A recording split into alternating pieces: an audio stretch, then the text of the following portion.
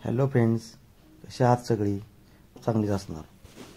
आज आम्ही चाललो आहोत अशा एका ठिकाणी, ज्या ठिकाणी शांत वातावरण, बोटिंग, ट्रॅकिंग असे सर्व आपणास भेटेल. आम्ही सर्व मित्र चर्चा करत बसल्यावर कुठे जायचे असे खूप विचार करून सर्वांचे एकमत झाले की बामणोलीला जायचे. कारण कोयना धरण आणि कोयनेसह त्याच्या उपनद्या तसेच उपविभागाचे संरक्षित केलेल्या नैसर्गिक वृक्षाच्छादित टेकड्यांमुळे निर्माण झालेला विसर्ग शिवसागर जलाशय यामध्ये बामणोली परिसर जीवजंतू आणि वनस्पतींनी समृद्ध आहे. कोयना अभयारण्य म्हणून ओळखल्या जाणाऱ्या या भागातील बहुतांश भाग आता सह्याद्री व्याघ्र प्रकल्प म्हणून घोषित करण्यात आलेला आहे. हा परिसर अत्यंत दुर्मिळ असून निसर्गरम्य सौंदर्य, हिरवळ आणि नौकाविहाराच्या आनंदासाठी पर्यटक या भागात येतात. पर्वतप्रेमी आणि ट्रेकिंगसाठी हे ठिकाण स्वर्गासारखे आहे. तुम्ही बामणोली येथून या ठिकाणी जाऊ शकता, परंतु वन्यजीव विभागाच्या पूर्व परवानगीनंतरच. बामणोली हे सातारा जिल्ह्यात आहे. साताऱ्यात आल्यानंतर कास पठाराच्या रोडने समोर आल्यानंतर बामणोलीकडे जाता येते. या ठिकाणी जाताना उंच डोंगर, हिरवीगार झाडे, रोडच्या दोन्ही साईडला आपणास निसर्ग पाहायला मिळतो. नुकताच पावसाळा संपल्यानंतर आम्ही इकडे जाण्याचा प्लॅन केलेला आहे. हे आहे कास पठार. पावसाळा संपल्यानंतर त्या ठिकाणी खूप गर्दी असते. खूप वेगवेगळ्या प्रकारची फुलझाडे या ठिकाणी काही काळासाठी येतात. बामणोलीला जाताना या ठिकाणावरून जावेच लागते. अतिशय सुंदर असे वातावरण आहे. पर्यटकही यायला सुरुवात झालेली आहे. आम्ही थोडा वेळ थांबण्याचे ठरवले, परंतु पार्किंगची व्यवस्था खूप लांब असल्यामुळे आम्ही कास पठार पाहण्याचा प्लॅन कॅन्सल करून पुढे जाण्यास निघालो. कास पठार ते बामणोली या रोडला खूप सुंदर असा निसर्ग आपल्याला पाहता येतो. थोडे अंतर पुढे गेल्यावर कास लेक हे आहे.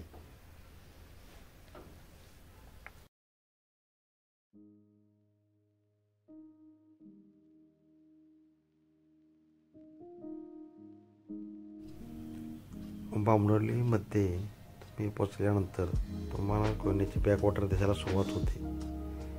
या ठिकाणी तुम्हाला राहण्याचे खूप सारे रिसॉर्ट, होमस्टेचे ऑप्शन आहेत.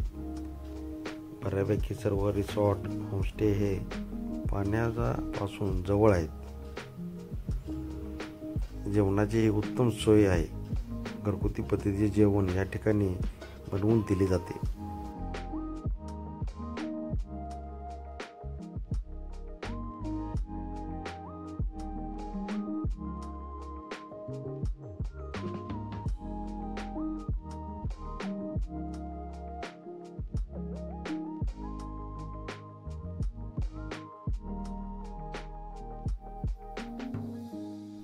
बामणोलीच्या मेन चौकातील आम्ही निवडलेले मातोश्री निवास. येथून बोटिंग जवळच असल्याने आम्ही येथे टेंटमध्ये राहण्याचे ठरवले. या ठिकाणी रूम्स देखील आहेत. तुम्हाला जर रूममध्ये राहायचे असेल तर या ठिकाणी रूमची देखील इथले जे ओनर आहेत ते सोय करतील. अगदी पाण्यापासून जवळ असे हे राहण्याचे उत्तम ठिकाण आहे. या ठिकाणी मोकळ्या जागेत टेंट लावून देतात. ऑर्डरनुसार व्हेज, नॉन व्हेज असे दोन्ही जेवण तुम्हाला इथे भेटू शकते. संध्याकाळी कोयनेच्या बॅकवॉटर व समोर दिसणारे डोंगर पाहत बसण्यात शांत ठिकाणी हे असे उत्तम एक इथे सोय आहे. त्या ठिकाणी मोबाईलही फारशी रेंज नाही, त्यामुळे तुम्ही या ठिकाणी अतिशय निवांत राहू शकता. पहाटे जे धुके पडते हे सुद्धा पाहत इथे शांत बसण्यात एक खूप वेगळीच मजा आहे.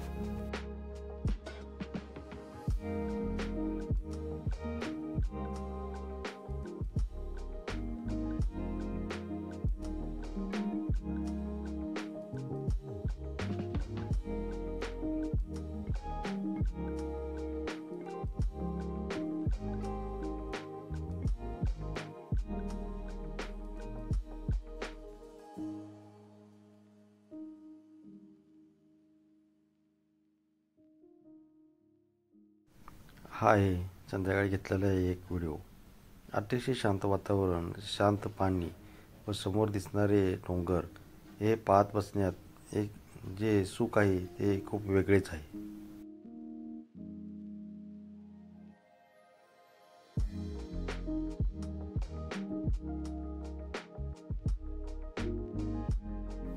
हा आहे बांबडोलीतील मेन चौक.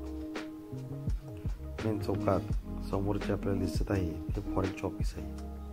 त्या फॉरेस्ट ऑफिसमधूनच आपणास वासोटा किल्ला तसेच फॉरेस्टमध्ये एरियामध्ये जाण्याचे पास मिळतात. तिथून डाव्या हाताला खाली गेले की बोटिंगचे ऑफिस आहे. त्या ठिकाणी आपल्याला बोटिंग करण्याचे तिकीट दिले जाते. सकाळी लवकर उठून आम्ही बोटिंगला जाण्याचे ठरवले. तिथे तिकीट काउंटर आहे. त्या ठिकाणी वेगवेगळे रूट्स आहेत. खूप पाऊस झाल्याने वासोटा किल्ल्याला जाण्याचा रूट हा बंद होता.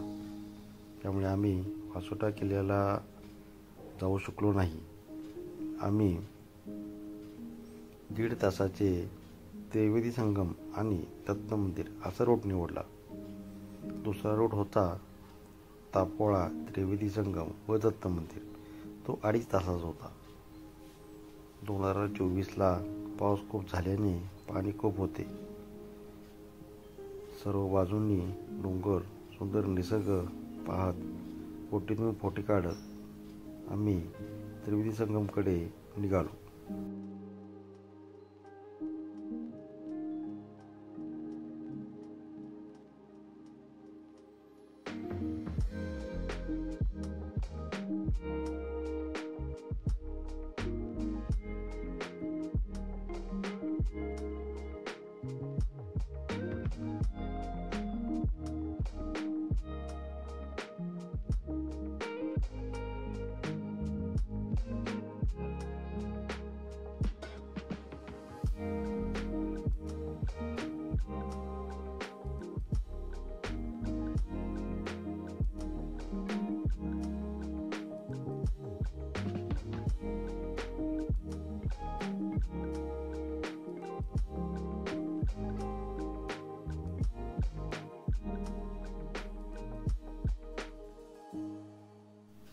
हा आहे त्रिवेदी संगम. हे सर्व पाणी कोयना डॅमला जाते. तुम्ही उन्हाळ्यात या ठिकाणी आलात या ठिकाणी कदाचित तुम्हाला पाणी नसेलही, कारण कोयना डॅममध्ये वीज निर्मितीसाठी खूप पाणी सोडले जाते.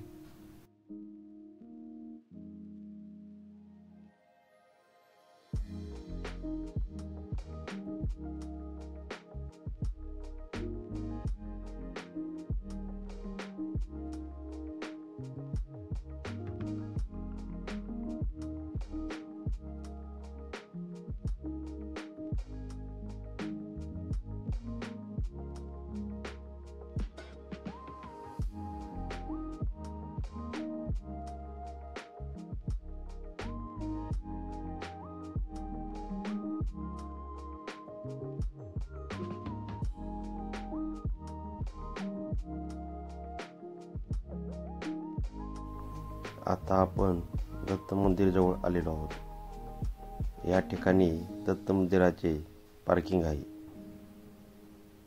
येथून चालत आत सर्व पॉईंट पाहायचे आहेत. माहिती सांगण्यासाठी त्यांचा माणूस सोबत येतो. हा टेकडीसारखा भाग आहे. खूप झाडे आहेत. येथील सर्व पॉईंटवर जाण्यासाठी अशा पायऱ्या केलेल्या आहेत. पायवाट पण केलेले आहेत.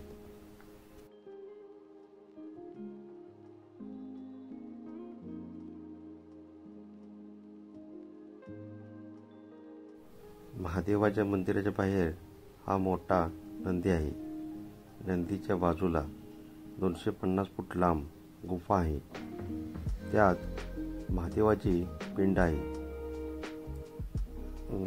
गुफेच्या आत खूप अंधार आहे.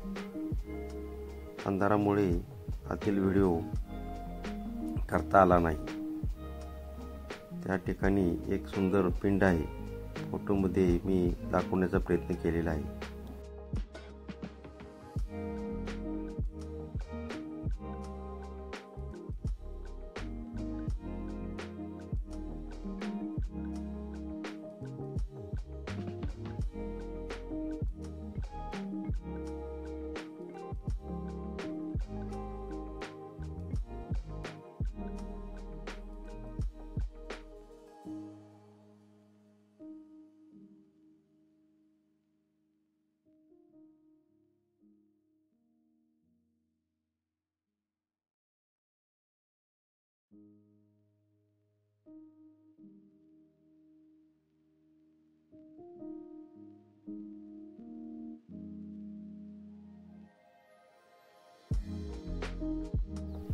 पायऱ्या चढून वर आल्यावर गणपतीचे सुंदर मंदिर आहे. हा उजव्या सोंड्याचा गणपती आहे. तो क्वचितच बघायला मिळतो. गणपती मंदिराजवळच पर्णकुटी आहे.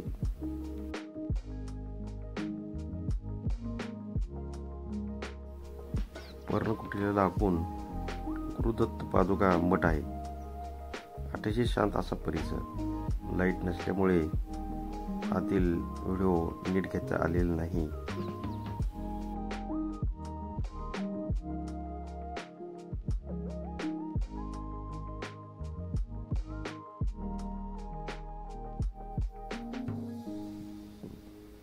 मंदिराला लागून एक मोठा सभा मंडप आहे. एका खांबावर उभारलेले अतिशय सुंदर स्ट्रक्चर या ठिकाणी आपल्याला पाहायला मिळते.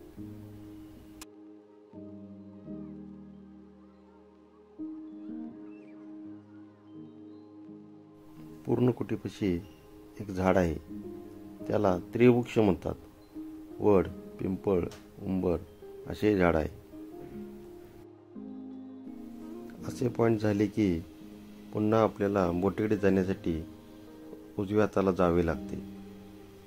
तसेच या ठिकाणी दत्त मंदिर परिसर फिरून झाला की थोडा वेळ आपण बसून निसर्गाचा आनंद घेऊ शकता.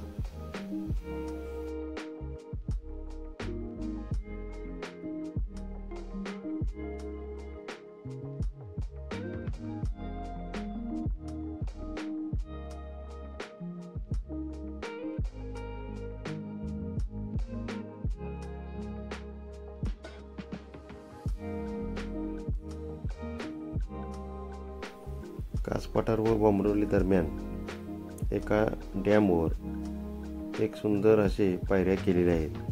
त्यावर डॅमवर ओव्हरफ्लो झाल्यानंतर पाणी असे त्या पायऱ्यांवर वाहते.